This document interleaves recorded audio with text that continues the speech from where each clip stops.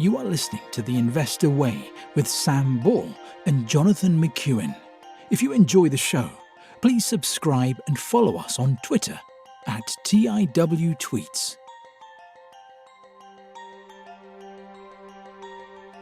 Hello, welcome to The Investor Way with me, Sam Ball. It's the 31st of May, 2023. I'm joined today by my co-host, John McEwen. In this week's episode, we'll be discussing M&S, Fevertree, Pets at Home, AJ Bell, Big Yellow Group, and our US company is Ralph Lauren. John, before we start, shall I kick us off with a correction from last week? Yes, please, on SCS.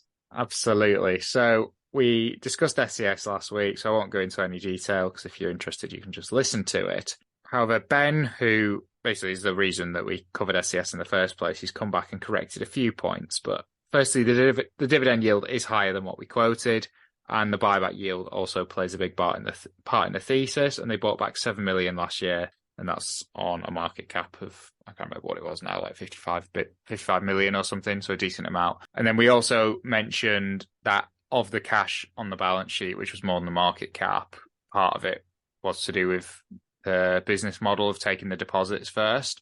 However, he said even when you factor this out, which does get rid of about a third of the cash, there's still about £50 million cash spare. So, yeah. But other than that, we nailed it.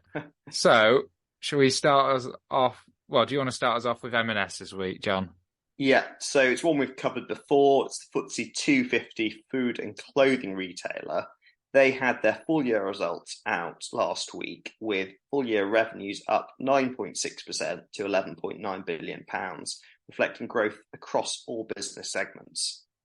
However, operating profit fell by 11.6% to £626.6 million, with food profits being hampered by the removal of business rates relief and clothing and home profits also being hit with inflation and higher goods costs. Net debt fell slightly from £2.7 billion to £2.6 billion, and free cash flow fell by £635.6 million to £63.6 million due to higher capital expenditure and the non-repeat of a change in payment terms in the clothing and home division, which boosted prior year cash flows.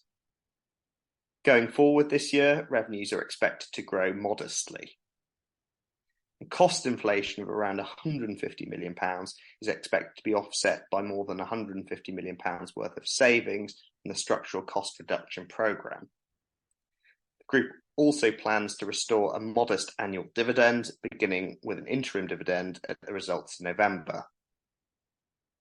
In terms of valuation, M&S has a market cap of £3.5 billion and trades at 11 times forward earnings. I thought these results were pretty good, delivering decent revenue growth in what has been a tough environment. But saying that, margins are under pressure and inflation is impacting materially on the business, and the joint venture with Ocado is certainly not working out. The other concern with it is the group is carrying a fair bit of debt. It's coming down, but it's still at high levels that I'd be uncomfortable with. I remember the first time we covered M&S, we were really down and giving a bear case for it. It has improved a lot since then, but for me, it hasn't done enough for me to consider it a serious investment or put it on my watch list.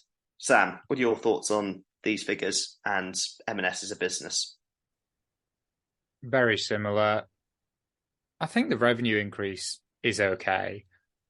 The operating profit decrease is disappointing. And the knock-on effect of that operating profit decrease is it affects the value of debt in proportion to the operating profit, which is what I usually look at. And the debt is now 4 times the operating profit, which is in the territory where I begin to feel quite uncomfortable about it.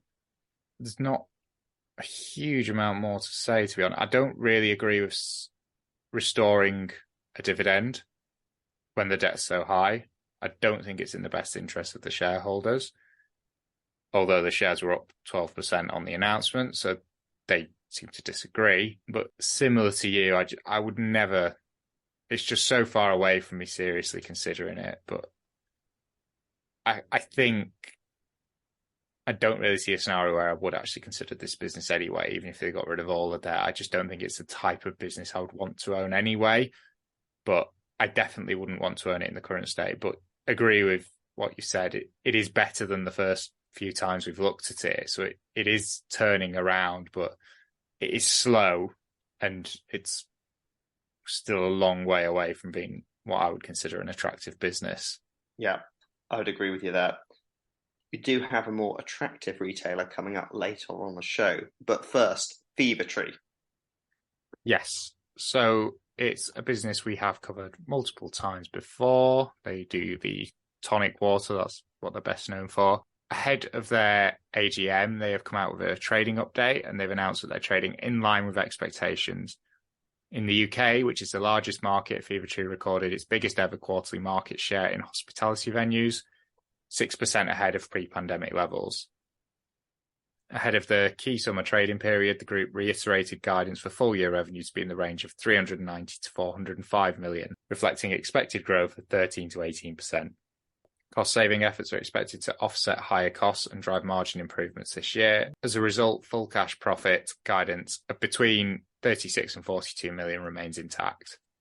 In terms of the last year's figures, which we did cover, there was double-digit growth in all regions except the UK, which is now pretty saturated. However, these didn't convert to higher profits, mainly because of the increase in costs, particularly glass, which is a huge cost for Fevertree, given that 80% of the sales are for bottled products. And last year also, there were delays in increasing production at the US East Coast bottling plant. So Fevertree had to rely more on shipping to serve the US customers.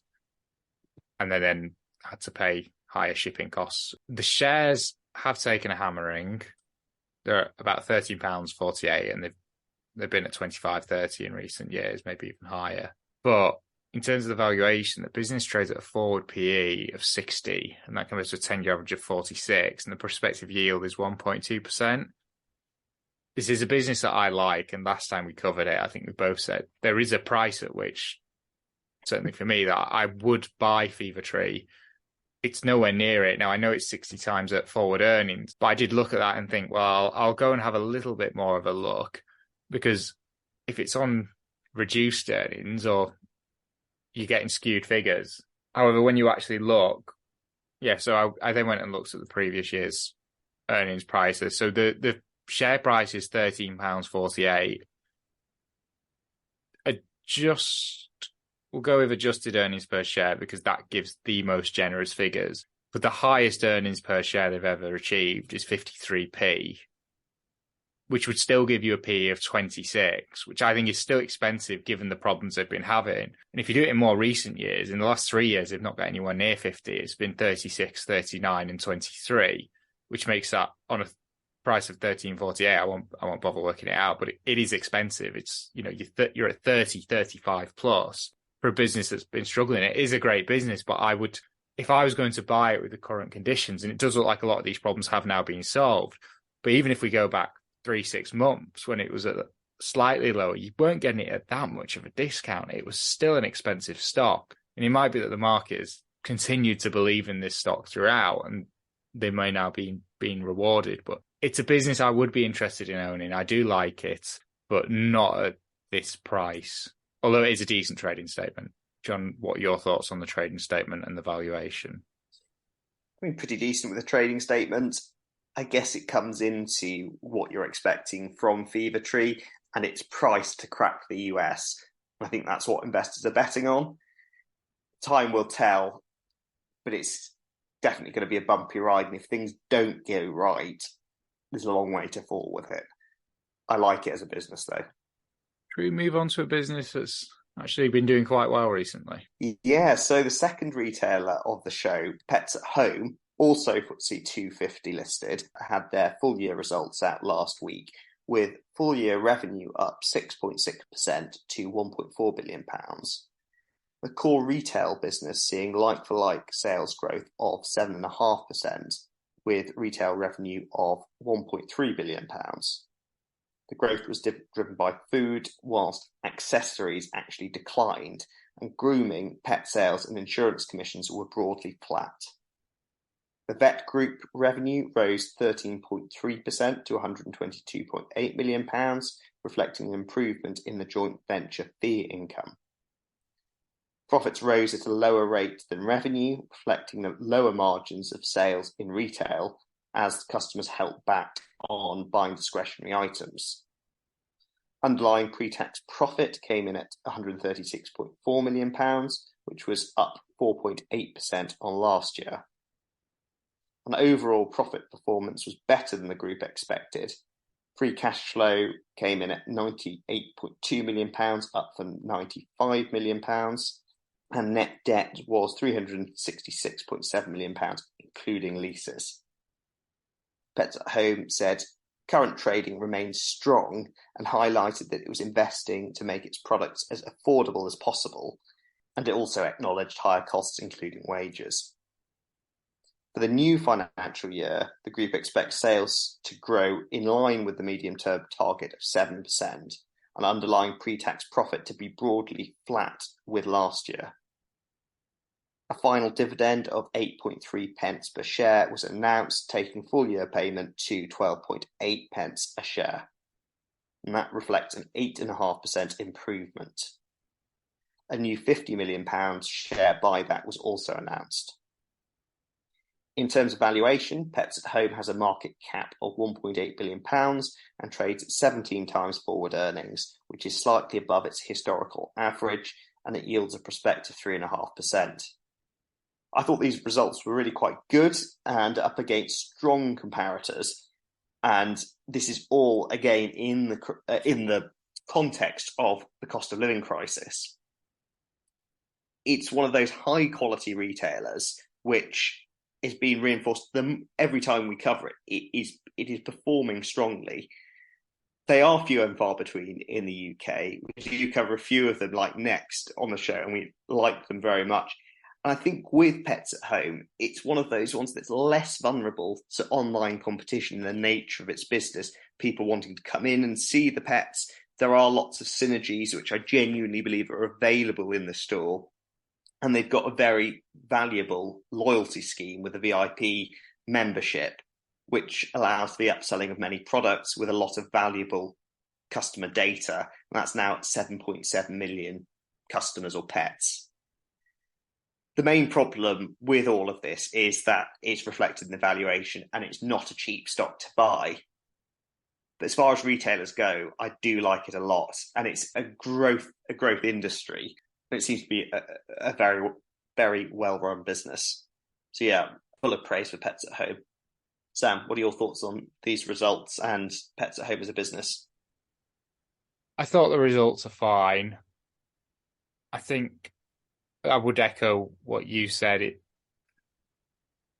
When we first started covering this, we did underestimate the quality of it. Also, when we first started covering it, I think it was quite a cheap stock. And at 17 times forward earnings, I don't think that's the case anymore. I think it's quite expensive. And although there's quite a bit to like, and you talked about synergies, and for example, they're doing the vet stuff, and like they're doing grooming in stores and stuff as well. I think with the figures it's talking about putting up, the medium-term target of 7% growth, unless you think they're wrong on that, I think paying 17 times earnings is quite a lot. I accept that the net debt of 366 million does include leases. So there's an argument that should possibly be removed. But if you were to just look at the pure debt, if they've got significant debt, I'd rather see them pay that off than do a £50 million buyback. But it is one of the higher quality retailers in the UK. The yield's all right as well. I just think in the last couple of years, you've had, if you've been interested in this stock, you've had the chance to buy it at much cheaper valuations. And I think if you were patient, you probably get that chance again. I think 17 times earnings is a bit too much for me. Fine. Okay, on to AJ Bell. How expensive is this stock, Sam? So this has actually come down a bit. So it's normally, historically, we've covered it and it's been 30, 35 times earnings. I will get to the valuation last, but I think it's the cheapest we've ever seen it. Okay, So, interesting. little teaser for you there. But AJ Bell have come out with their interim results for the 6 months ended 31 March 2023. They've announced strong financial performance with revenue up 37% to 103.6 million and profit before tax up 61% to 41.9 million. Profit before tax margin was 40.4%, and that's up from 34.6% a year ago. Diluted earnings per share was up 57% to 7.96p a share, and the interim dividend was up 26% to 3.5p a share. On the platform business, they've highlighted another period of growth for the platform business, with customer numbers up by 7% in the first half to 455,000. Platform assets under administration are up 7% in the first half to 68.6 billion, driven by net inflows of 2 billion and favourable market movements of 2.5 billion. They've highlighted a strong customer retention rate at 95.5%. On the AJ Bell investment side, they've said assets under management increased by 39% to 3.9 billion, and they had record net inflows of 900 million. There were a few points in the slides as well. So they've said the investment platform market remains very attractive, having grown at 11.5% per annum on average over the last decade, driven by long-term structural growth drivers. They have talked about the Doddle platform, which is, I think, their equivalent of like free trade, basically. They've said the average customer profile remains 43 years old, 71k of assets, and that's down from 77, 1.28 accounts held, and a 95.8% retention rate. The customers of the direct-to-consumer platform were up 8% in the half to 301,000, and the assets under administration was up 10% to 21.3 billion. And they've said that the Doddle customer behaviours are as anticipated, with over 70% of assets under administration held in funds versus below 30% for AJ Bell. They've said 46% of the assets under administration are held in AJ Bell funds, which I thought was very interesting. Particularly interesting when you do see competitors like Hargreaves Lansdown have recently been launching their own funds. So they did a US fund recently. If they could get to a similar position where a lot of the assets under administration are being held in their own funds, I think that could be that could be very good for them. But AJ Bell are already doing it. And also, I do like to compare this to Hargreaves Lansdown when I cover it. So Hargreaves Lansdown actually came out with a trading update at the start of the month. And they've said that their net new business was up 14% on Q3 2022. Closing assets under administration was up 4% for the quarter. Revenue was up 28% for the year. And they had net client growth of 23,000, taking them to 1.8 million clients. Just find it as well. Their client retention also is 92%. So if we go through that bit by bit, the revenue growth is slightly down, although we're not comparing like for like, because this is just a 3-month period compared to 6 months. They're definitely not growing as quickly, although they are the biggest with 1.8 million clients compared to 300,000 for the direct-to-consumer segment of AJ Bell. So it's 5 times the size, so it's going to be harder. But AJ Bell are taking market share, albeit very slowly because they only increased customers 8%. And Hargreaves Lansdown has a customer retention of 92%. AJ Bell's higher at 95.5%, and it's been higher for some time. Sorry, 95.8 even, but it's been high for a couple of years. So I think these are better than the Hargreaves trading statement.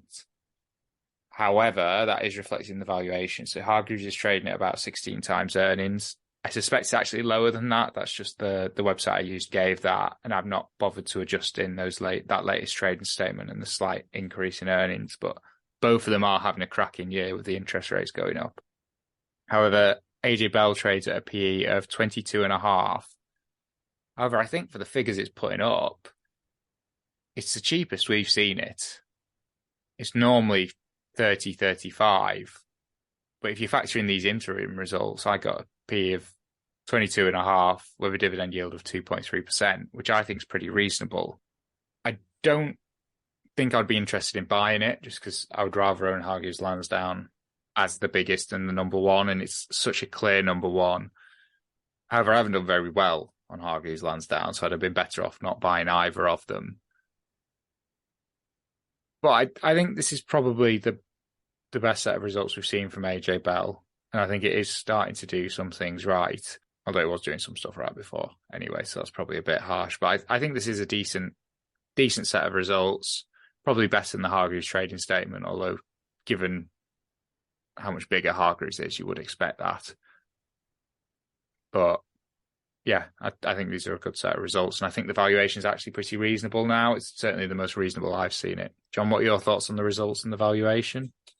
I mean, again, I think, like you say, when we've covered it before, it has been so expensive, which has put me off. I don't particularly like the sector, and I do think there's that element of it being commoditized and that sort of a race to the bottom with these things. But saying that, as I've said before, I am biased, and I use a platform that just has a flat fee, which is a lot less than AJ Bell and Hargreaves for most of my stocks. Also, I think the passive approach, while you can hold it through AJ Bell and Hargreaves, you've got Vanguard coming into the market and driving prices down further.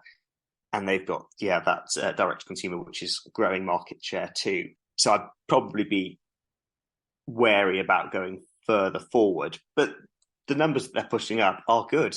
So I suppose wait and see, in the very long term, what happens with them. Would you ever add more or buy more Hargreaves, or you wouldn't average down any further? No, not any further. I have averaged down, and it's continued to drop. I'm not going to sell, but it's become quite a small position now because it wasn't a huge position anyway, and it's been cut in half. I think I've held it for a few years now. Do you see that changing sort of going forward? And what would your sort of thesis be towards Hargreaves? Is it the same? My thesis now is it's almost at the point where I don't want to sell because I feel like it's a bad habit. Yeah. I'd rather just leave it and have it diversified away so it's a smaller and smaller piece. But listeners that have heard us talk about these businesses before, I have explained the reasons why I don't think Hargreaves is in a race to the bottom. But the last time we covered it, they just sent me an email saying they were cutting my fees. We can see it here. AJ Bell is taking market share. It's taking it slowly, but for me, it was the fee decrease. That was the most disappointing thing. It was great as a customer, but it does show that they maybe don't have the pricing power that I thought they did. That being said, the platform's still incredibly sticky, even though it's not as sticky as AJ Bell's. But yeah, I don't think I'll be buying more. But I don't have an issue holding what I've got, although it is down 50%. But it's got a decent dividend yield. I think it's over 5% now or something like that. It's 4.95% dividend yield, so it's pretty cheap. And it is a very profitable business. So I'm sort of taking the view as well. It can only fall so far. Yeah. Because it is making good profits and paying a good yield. So yeah, I'm just going to sit and hang on to it. But I don't have the same conviction in it that I had 2 or 3 years ago. Okay, fine. On to Big Yellow, one that we have covered before, but not for a while. It's a self-storage company. Started covering it actually as a listener request. Anyway, they have their full year results out with revenue up 10% at £188.8 million. Partly resulting from new stores and the acquisition of Armadillo. Like-for-like store revenue grew by 7% with an increase in average rents, and like-for-like occupancy actually decreased by 2 percentage points to 84%. But the group did manage to increase their EBITDA margin to 71.8%. Cash flow from operating activities grew by 10% to £109.2 million, and adjusted profit before tax grew 10% to £106 million. But statutory profit before tax came in at £75.3 million, down from £698.9 million the prior year, which included a revaluation surplus of £597 million. This year, open store valuations were up 1%, offset by write-downs on development assets, resulting in a deficit of £30 million. 2 new stores were opened in London in both Harrow and Kensington North, with 190,000 square feet of additional space. And there's further acquisition of a freehold Old Kent Road in London, taking the pipeline to 11. Net debt is £486.6 million as of the 31st of March this year, with an average cost of 4.7% and interest cover of 7.7 times, which is down from 10.5 times last year. And the clear strategy has been to have low relative levels of debt, and reflective of that, a flexible hedging structure which they continue to operate. The group's dividend policy is to distribute a minimum of 80% of the full year adjusted earnings per share, and the final distribution is declared at 22.9 pence per share, bringing the total distribution declared for the year to 45.2 pence per share, representing an increase of 8% from 42 pence per share last year. The chief executive, Nicholas Vetch, has come out and said, "We are pleased to have delivered these results despite an increasing familiar year of macroeconomic, political and geopolitical volatility. Our pricing models to new and existing customers have successfully mitigated the impacts of higher inflation, delivering improved average achieved rents, which have been the main driver of revenue growth. Underpinning our resilience is our core strategy to invest significantly in the London market, which has seen the strongest performance, driven by both domestic and business customers over the last year. We've also been successful in controlling overall increases in store operating expenses to 4% on a like-for-like basis, resulting in improved operating margins. Big Yellow's business model has been built on the assumption of interest rates being higher than the very low levels that has persisted following the global financial crisis until last year. We will create incremental income through the building of new stores to generate cash returns of 8% or more, and new acquisition of existing assets to generate returns of 9% or more. We are confident that our existing platform of stores will continue to provide a resilient stream of income with scope for increase, including from the pipeline of new stores. Most importantly, we believe the business model is fit for purpose in this new environment. In terms of valuation, Big Yellow has a market cap of £2.1 billion, listed on the FTSE 250 and trades at 28 times earnings with a prospective dividend yield of 4%. I thought these results were decent, but also it's quite pricey in terms of its valuation. It's not a sector that I'm particularly interested in, so I probably wouldn't go much further than that. I guess it can't help its valuation, but also I think you'd be taking a fair bit of risk when it comes to it. I know we've talked about sort of occupancy and that it's quite sticky in that people don't really want to be moving their stuff, especially if it's a lot of it from self-storage. So they do have that advantage. Also interesting with the net debt and that becoming more expensive. I appreciate they feel that they're hedged well to deal with that, but it is a change in strategy, I would say. So yeah, probably not. Well, it's not one for me, and I wouldn't put it on my watch list either. Sam, what are your thoughts on Big Yellow? More appealing, less appealing than last time? I can't remember what I thought of it last time, I'm going to be honest. I remember. What do you think of it this time? We've done Safe Store in the past, and I remember preferring that, partly because it's just the biggest. Yeah. I thought these were good results. I actually do like the industry. I think it's quite a simple business model. It's easy to understand. It's an attractive business model. I like the industry and I like the results, but I just don't know why you would pay as much as people are for this business, especially, yes, there might be some growth in the increase of the value of the properties, but if they're paying out 80% of their earnings as a dividend, to me, that tells you, well, even management don't think they can grow this. So if you're paying 20 times earnings for it, genuinely, unless the properties increase in value, which I don't think should be included in your thesis for buying something, I just don't see where the growth actually comes from. But I do like the business, but just not. It's not a valuation that it can grow into, I don't think, because if 80% of it's being paid out every year, it's that 20%'s got to grow a lot before that price to earnings comes down. Yeah. Okay. US Company of the Week, Ralph Lauren. Yes, so this is a debut on the show, but we have done a couple of similar businesses. So we've done Burberry a few times, and we've done, I can't remember the name of it now, Louis Vuitton, that's it. Oh, high quality there. Absolutely.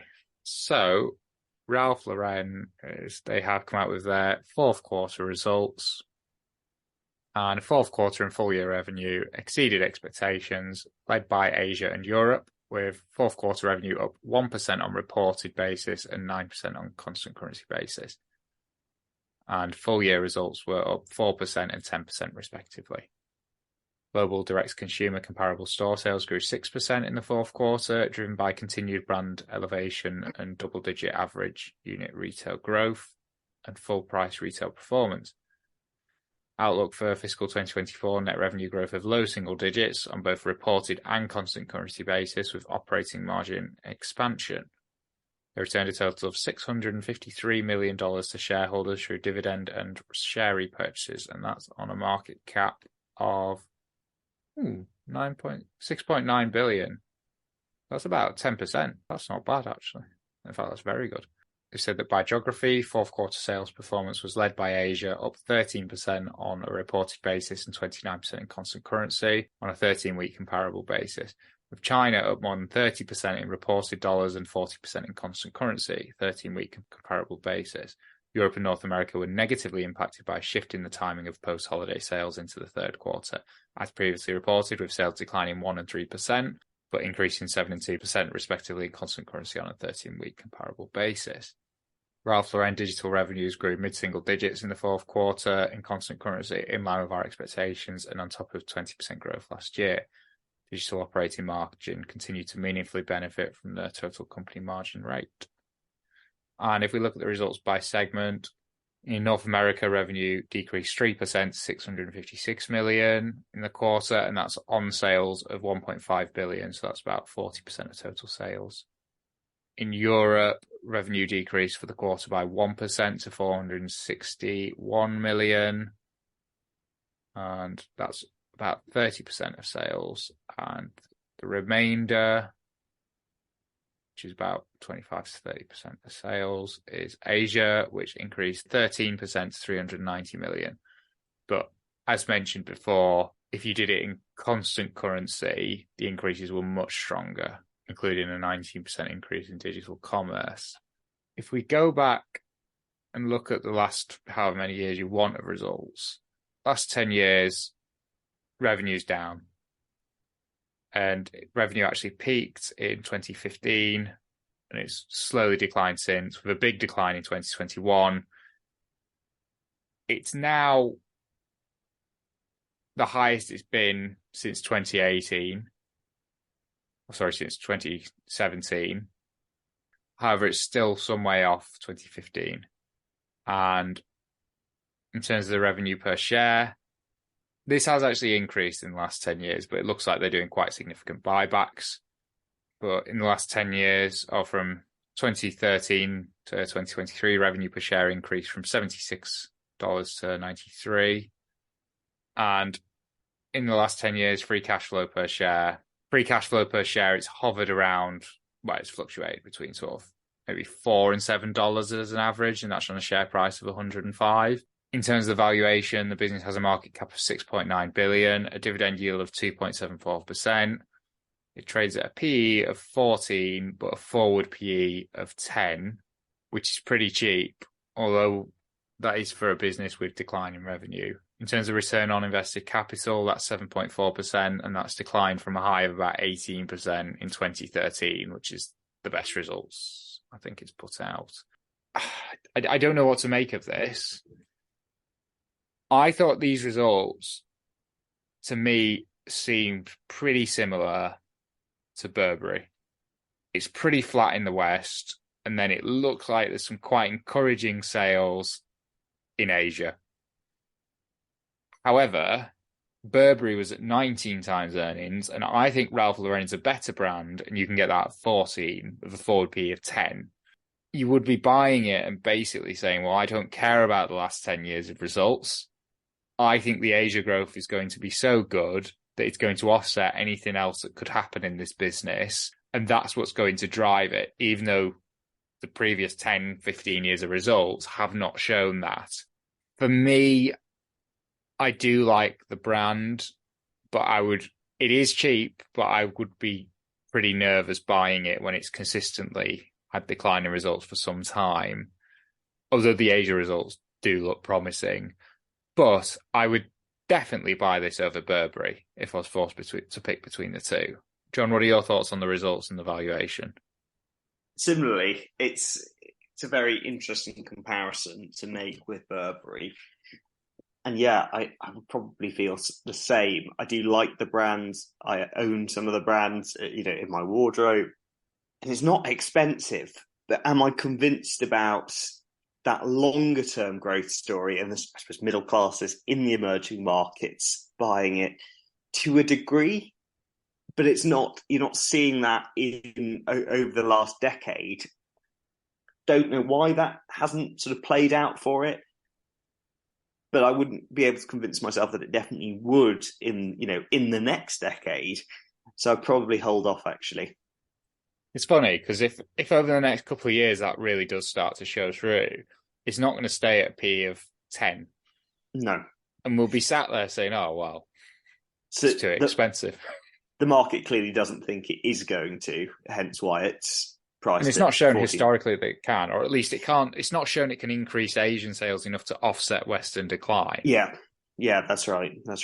And I suppose we both own it in our wardrobe, but then it's kind of a sign that it could well be saturated, and maybe we're not the sort of customers that it does. What are you trying to say? Well, no, I'm not saying anything, Sam. I'm not saying anything. We're at the cheap end of the nice market. Well. Ralph Lauren and Tommy Hilfiger.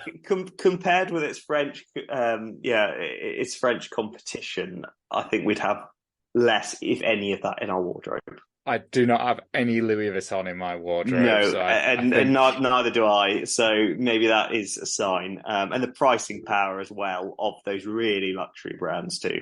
So, of the 6 businesses we covered this week, M&S, Fevertree, Pets at Home, AJ Bell, Big Yellow Group, and Ralph Lauren, which one do you like the most and which one do you like the least?